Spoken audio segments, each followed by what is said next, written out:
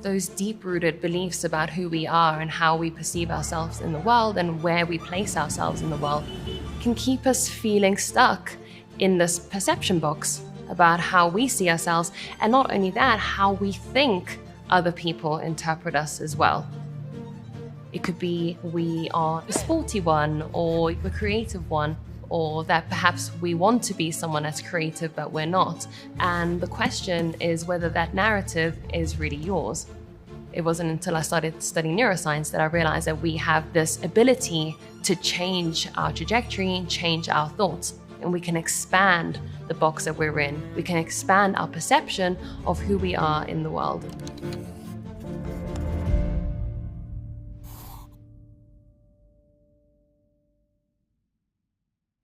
I'm Nicole Vignola. I am a neuroscientist and organizational psychologist. I'm the author of Rewire, Break the Cycle, Alter Your Thoughts, and Create Lasting Change.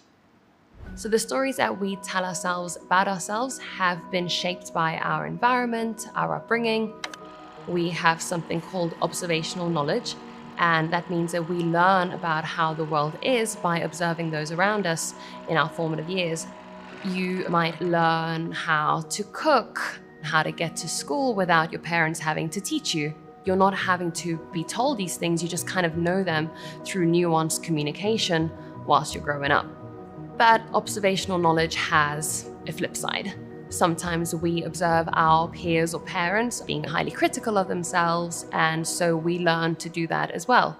Or perhaps your parents will exacerbate a particular narrative, and then that boxes us into this kind of fixed mindset in our adult life where we don't want to step outside the realms of what's been defined for us.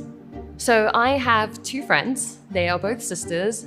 Samantha was always a good dancer, and her parents always highlighted that about her. She struggled a lot growing up because she wanted to be more than just a ballet dancer.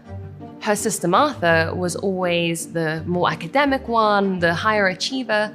When Martha then went on to the real world, she started to experience failures. She didn't know how to handle it because her entire persona was built on this very smart, high-achieving person that never really failed. So within this perception box, you have this pre-programming that was given to you by your peers and parents, and it's not really your programming. And for some people, that pre-programming is fine, but for others, it isn't. So as humans, we do have a negativity bias, so we perceive negative information more greatly than positive. And the negativity bias can really highlight those things that we say to ourselves, those negative stories. Things like, I'm not good enough, I'm not worthy enough to be loved. Maybe it's the way that you speak to yourself about your body. Now you add on another layer, you've got this confirmation bias that tells you to go into the world and confirm that you are correct. And so we stay stuck in this loop of perpetuating these stories that are no longer serving us. If left unchecked, it will basically form a template to how you see the world. So you will carry that into every aspect of your life, and your brain will perceive that as normal. So whilst our thoughts are extremely powerful, we can use that to our advantage to really pull out the positive narratives that we want for ourselves. So sometimes in a social setting, I will start to plant a seed, and I will ask friends, clients, family, what are the small wins or the big wins of your week? And generally speaking, people will start out by saying, not that much. And as soon as they start talking, I'll go, that's a small win. And they're like, oh, yeah, that is. And then as we go along in that day or the conversation, they start to see more and more small wins than they previously had seen.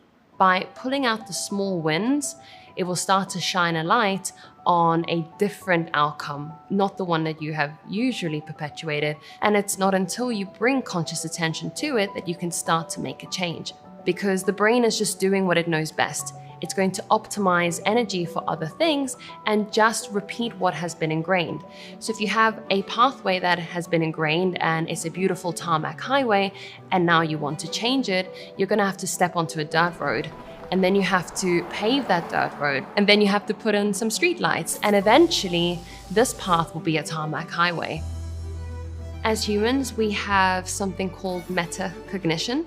We can watch thoughts come in and exit, and not just that, but name them. When we name our thoughts, we engage the medial prefrontal cortex, which is responsible for higher order thinking, problem solving, and what that does is that it alleviates the pressure from the emotional brain, the limbic system, which usually perpetuates those negative stories even more. When we break those automatic patterns, we take control of that steering wheel and we start to say, hey, this is how things have usually been. This is the box that I put myself in, that parents put me in, but I want to change that. And you start to essentially rewire and reshape your perception box and how you conduct yourself in the world. One of the questions I always get is, can I change? Whoever you are, if you have a brain, it can change. The brain is capable of change well into old age, and this is true for everybody. Neurotypicals, neurodivergents. We don't need to stay stuck with the narratives that we have reinforced if it's no longer serving us, because they can absolutely change.